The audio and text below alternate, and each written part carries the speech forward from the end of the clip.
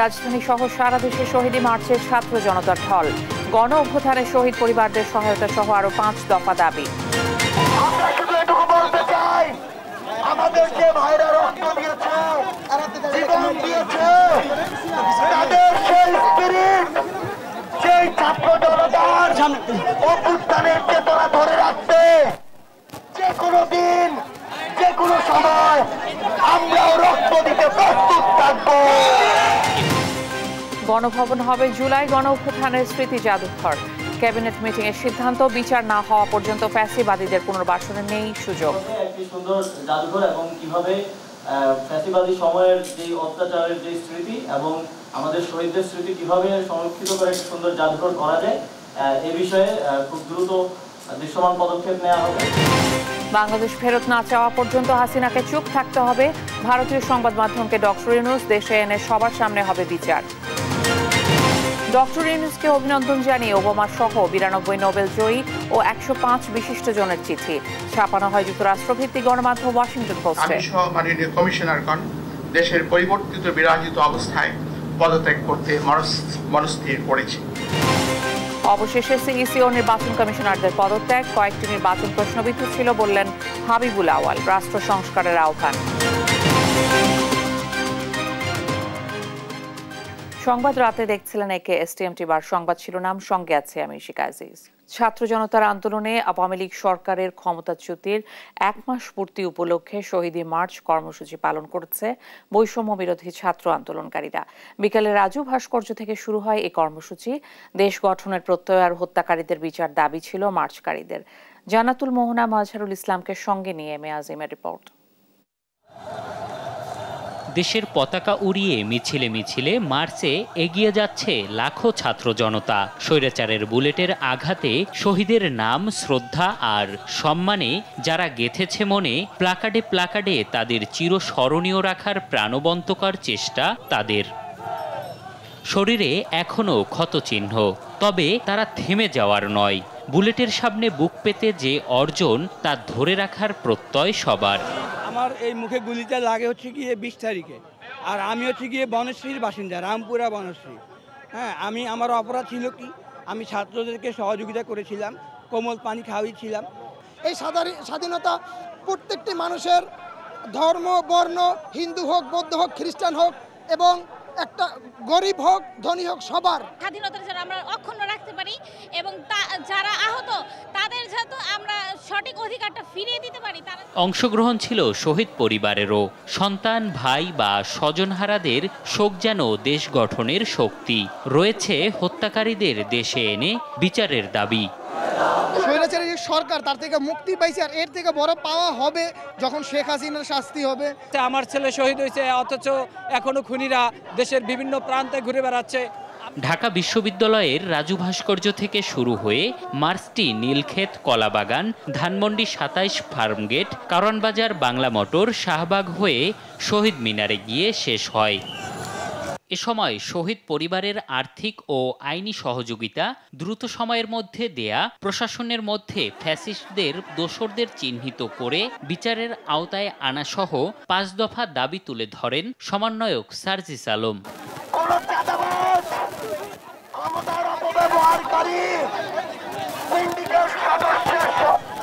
এই বাংলাদেশে আর স্থান হবে না। আমরা শুধু এটুকু বলতে চাই, আমাদের যে ভাইরা রক্ত দিয়েছে, জীবন দিয়েছে, তাদের সেই স্পিরিট, সেই ছাত্র জনতার অভ্যুত্থানের চেতনা ধরে রাখতে যে কোনো দিন, যে কোনো সময় আমরাও রক্ত দিতে প্রস্তুত থাকবো। এম এ আজিম, দেশ টিভি, ঢাকা। গণভবনকে জুলাই গণ অভ্যুত্থানের স্মৃতি স্মারক হিসেবে জাদুঘর করার সিদ্ধান্ত নিয়েছে অন্তর্বর্তী সরকার। দ্রুতই এটি জনসাধারণের জন্য খুলে দেওয়া হবে। ক্যাবিনেট মিটিং শেষে ব্রিফিংয়ে এসব তথ্য জানান ক্রীড়া ও শ্রম উপদেষ্টা আসিফ মাহমুদ সজীব ভূঁইয়া। সেই সঙ্গে বিচার না হওয়া পর্যন্ত ফ্যাসিবাদীদের পুনর্বাসনের সুযোগ নেই বলেও জানান তিনি। বিস্তারিত শামীমা আক্তারের প্রতিবেদনে।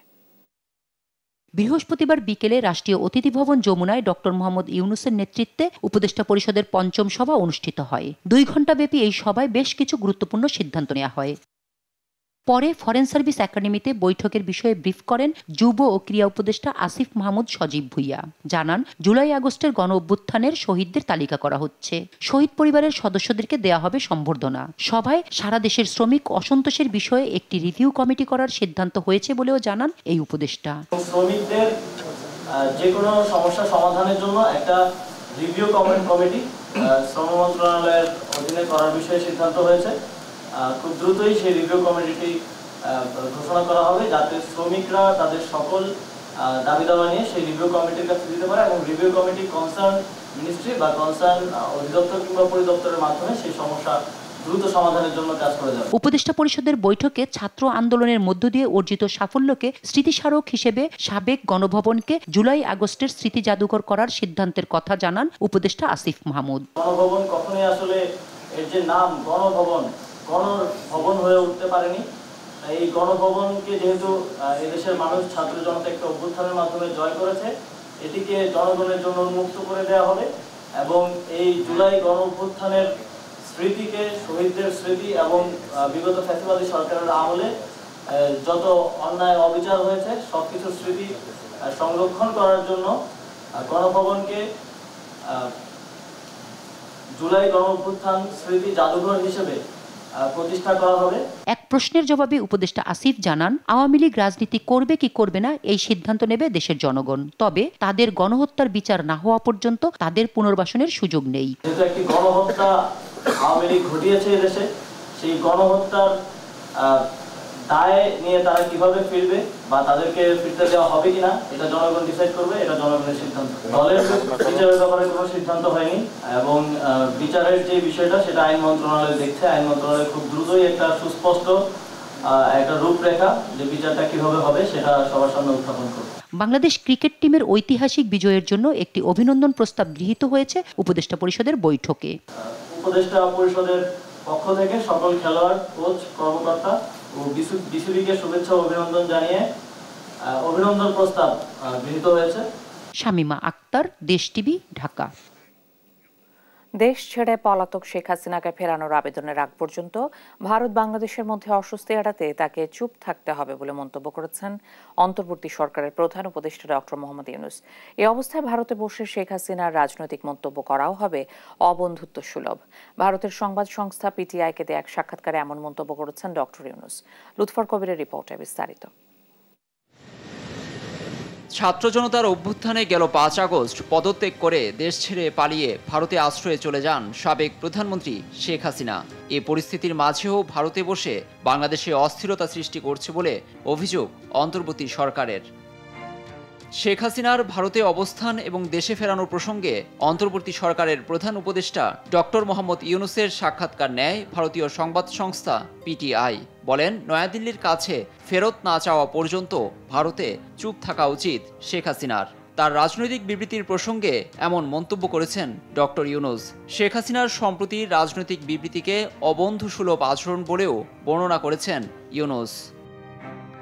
চুপ থাকা প্রসঙ্গে নোবেলজয়ী ইউনূস খোলাখুলিভাবে আরও বলেন, ঢাকা পলাতক শেখ হাসিনাকে ফেরত চাওয়ার আগ পর্যন্ত যদি দিল্লি তাকে ধরে রাখতে চায়, এর শর্ত হবে চুপ থাকা।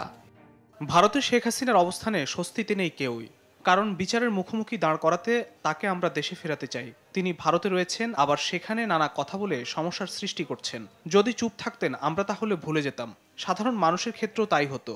তা না করে ভারতে নানা কথাবার্তা বলছেন ও দিক নির্দেশনা দিচ্ছেন, যা কেউই পছন্দ করছেন না। শেখ হাসিনাকে দেশে না ফেরালে বাংলাদেশের জনগণ শান্তিতে থাকবে না বলেও মনে করেন অন্তর্বর্তী সরকারের প্রধান উপদেষ্টা। তাকে সবার সামনে এনে বিচার করা প্রয়োজন বলেও মনে করেন ডক্টর ইউনূস। শেখ হাসিনা ছাড়া বাংলাদেশ আফগানিস্তানে পরিণত হবে এবং আওয়ামী লীগ ছাড়া সব রাজনৈতিক দলকে ইসলামীপন্থীর তকমা দেওয়া থেকে দিল্লিকে বেরিয়ে আসতে হবে বলেও মনে করেন প্রধান উপদেষ্টা ডক্টর মোহাম্মদ ইউনূস। লুৎফর কবির, নিউজ ডেস্ক, দেশ টিভি। বাংলাদেশের অন্তর্বর্তীকালীন সরকারের প্রধান উপদেষ্টা ডক্টর মোহাম্মদ ইউনূসকে অভিনন্দন জানিয়েছেন শান্তিতে নোবেল জয়ী সাবেক মার্কিন প্রেসিডেন্ট বারাক ওবামা সহ 92 জন নোবেল লরিয়েট এবং বিশ্বের বিভিন্ন দেশের 105 জন নির্বাচিত জনপ্রতিনিধি, ব্যবসায়ী এবং সুশীল সমাজের নেতারা। একটি যৌথ চিঠিতে ডক্টর ইউনূসকে এই অভিনন্দন জানান তারা। বুধবার 4 সেপ্টেম্বর চিঠিটি বিজ্ঞাপন হিসেবে যুক্তরাষ্ট্রভিত্তিক গণমাধ্যম ওয়াশিংটন পোস্ট পত্রিকায় 1 পৃষ্ঠা জুড়ে ছাপানো হয়। বিবৃতিতে তারা বলেন, ছাত্রদের নেতৃত্বে গণতান্ত্রিক শক্তির প্রতিবাদের মুখে স্বৈরাচারের জায়গায় আলোর অভিষেক ঘটেছে। এটি বাংলাদেশের জন্য উদ্দীপনাময় নতুন ভোর বলেও উল্লেখ করেন তারা। বাংলাদেশ ও অন্তর্বর্তী সরকারকে সব ধরনের সহযোগিতা করার ও পাশে থাকার অঙ্গীকার করেন 197 জন বিশ্ব বরেণ্য ব্যক্তিত্ব। চিঠিটির একটি স্ক্রিনশট ফেসবুকে শেয়ার করেছেন অন্তর্বর্তী সরকারের আইন উপদেষ্টা আসিফ নজরুল। অবশেষে পদত্যাগ করলেন সিইসি কাজী হাবিবুল আউয়াল সহ 5 কমিশনার। বৃহস্পতিবার আগারগাঁও নির্বাচন ভবনে সংবাদ সম্মেলনে পদত্যাগের ঘোষণা দেন তারা। অতীতের বেশ কয়েকটি নির্বাচন প্রশ্নবিদ্ধ ছিল জানিয়ে কাজী হাবিবুল আউয়াল বলেন, যে উদ্দেশ্যে বিপ্লব হয়েছে সবাই চায় তা বাস্তবায়ন হোক। নূপুর মাহমুদের রিপোর্ট, জানাচ্ছেন নাফিয়া ফারসানা। ছাত্র জনতার আন্দোলনের মুখে গেল 5 আগস্ট শেখ হাসিনা সরকারের পদত্যাগের পর অন্তর্বর্তী সরকার গঠন হয়। এরপর থেকে কাজী হাবিবুল আউয়াল কমিশনের পদত্যাগের দাবি ওঠে। বুধবার থেকেই কানাঘুষা ছিল নির্বাচন কমিশনাররা পদত্যাগ করছেন। বৃহস্পতিবার দুপুর 12টায় সংবাদ সম্মেলনে সেই ঘোষণা দেন সিইসি। 2022 সালের 27 ফেব্রুয়ারি শপথ নেয়ার পর মাত্র 2.5 বছরের মাথায় বিদায় নিল কমিশন। আমি সহ মাননীয় কমিশনারগণ দেশের পরিবর্তিত বিরাজিত অবস্থায় পদত্যাগ করতে মনস্থির করেছি। অতীতের প্রায় সব নির্বাচনের গ্রহণযোগ্যতা নিয়ে প্রশ্ন ছিল জানিয়ে তিনি বলেন, 2024-এর ভোটে সব দলকে আনার চেষ্টা করেছিল কমিশন, কিন্তু সাংবিধানিক বাধ্যবাধকতার কারণে তা সম্ভব হয়নি। নির্বাচন অবাধ, নিরপেক্ষ ও সুশৃঙ্খল করতে অনেকটাই সহায়ক হয়েছিল। নির্বাচন যেহেতু একদলীয় ছিল, কাজে এই নির্বাচনকে সরকারিভাবে প্রভাবিত করার কোনো আবশ্যকতাও কার্যত ছিল না। নির্বাচন দলের ভেতরেই হয়েছে, মধ্যে হয়নি। বারবার নির্বাচনের গ্রহণযোগ্যতা নিয়ে প্রশ্ন ওঠায় কয়েক দফার সংস্কার প্রস্তাব পেশ করেন কাজী হাবিবুল আউয়াল। ভবিষ্যতে কিছু প্রস্তাবনা সরকারের সদয় বিবেচনার জন্য রেখে যাওয়া আমরা আমাদের কর্তব্য মনে করছি। জনগোষ্ঠীর সমরূপতা, সংখ্যানুপাতিক প্রতিনিধিত্বমূলক নির্বাচনের জন্য বাংলাদেশ আদর্শ ক্ষেত্র হতে পারে। সেই সাথে নির্বাচন 4 বা 8টি পর্বে, প্রতিটি পর্বের মাঝে 3 থেকে 5 দিনের বিরতি রেখে অনুষ্ঠান করা ব্যবস্থাপনার দিক থেকে সহজ ও সহায়ক হতে পারে। সাংবাদিকদের সাথে কথা বলেই নির্বাচন ভবন ত্যাগ করেন তিনি। পরে বের হয়ে যান কমিশনাররা। তাদেরকে ধাওয়া দেয় নিবন্ধন না পাওয়া কয়েকটি দলের নেতাকর্মীরা। নাফিয়া ফারসানা, দেশ টিভি, ঢাকা।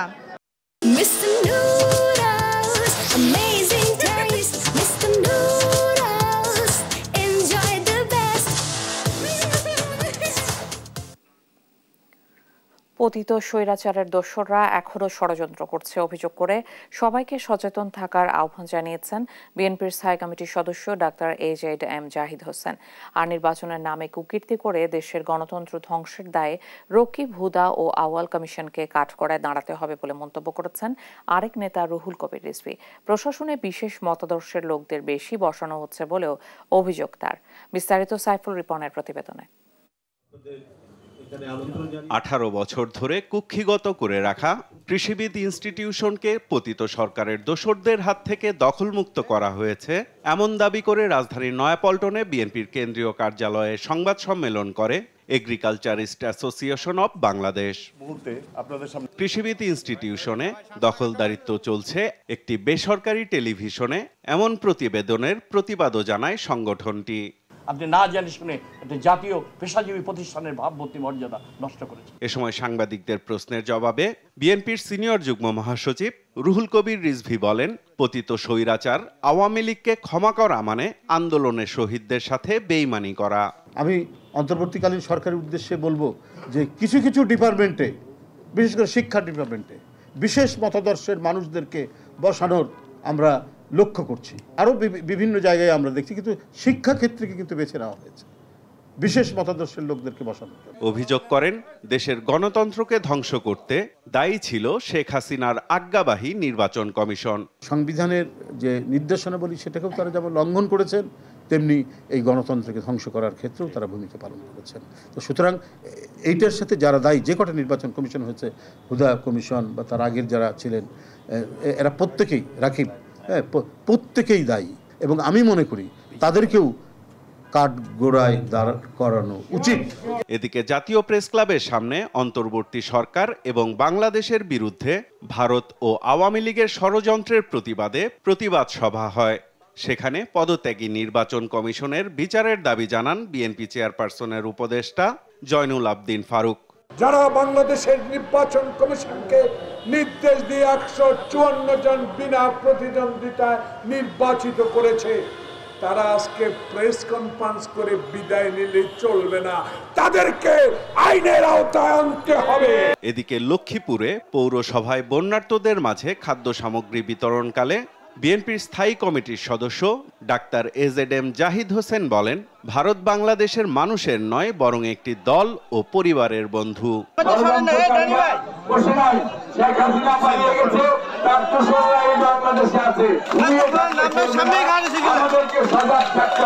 সাইফুল রিপন, দেশ টিভি, ঢাকা।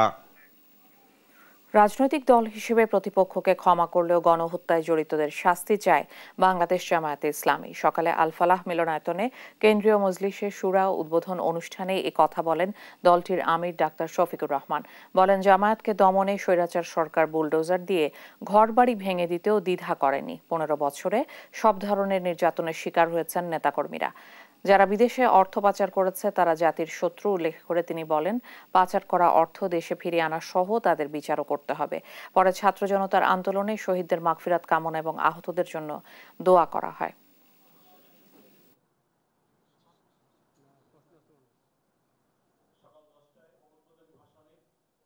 আমাদের নিবন্ধন কেড়ে নেওয়া হয়েছে, অফিসগুলোতে তালা ঝুলানো হয়েছে, আমাদেরকে স্বস্তির সাথে চলতে দেওয়া হয়নি, দফায় দফায় আমাদেরকে নির্যাতন করা হয়েছে বিভিন্নভাবে। শেষ পর্যন্ত আমাদেরকে শেষ মুহূর্তে দিশাহারা সরকার নিষিদ্ধ ঘোষণা করে তারপরে তাদের কলিজা ঠান্ডা করেছে।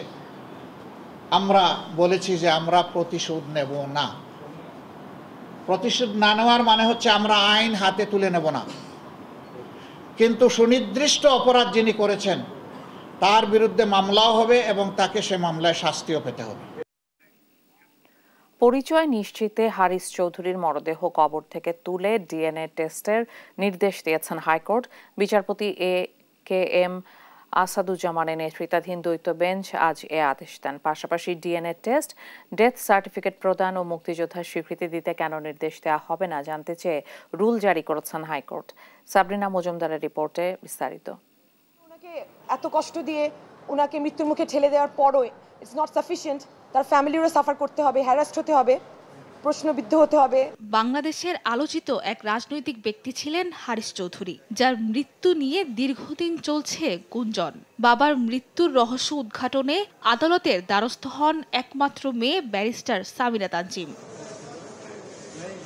111 সরকারের সময় আত্মগোপনে চলে যান সাবেক প্রধানমন্ত্রী বেগম খালেদা জিয়ার রাজনৈতিক সচিব ও বিএনপির যুগ্ম মহাসচিব হারিস চৌধুরী। তার আত্মগোপনে প্রশ্ন ওঠে তার অবস্থান নিয়ে। বছর দুয়েক আগে হঠাৎ গণমাধ্যমে খবর আসে হারিস চৌধুরী আত্মগোপনে আছেন দেশেই।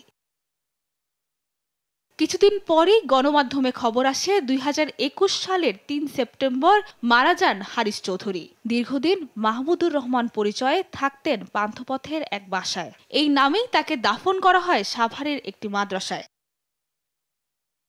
বাবার মৃত্যুর জট খুলতে আদালতে রিট করেন তার মেয়ে সামিরা। সেই রিটের প্রেক্ষিতেই বৃহস্পতিবার হারিস চৌধুরীর মরদেহ কবর থেকে তুলতে এবং তার পরিচয় নিশ্চিতে ডিএনএ পরীক্ষার নির্দেশ দিয়েছেন সর্বোচ্চ আদালত।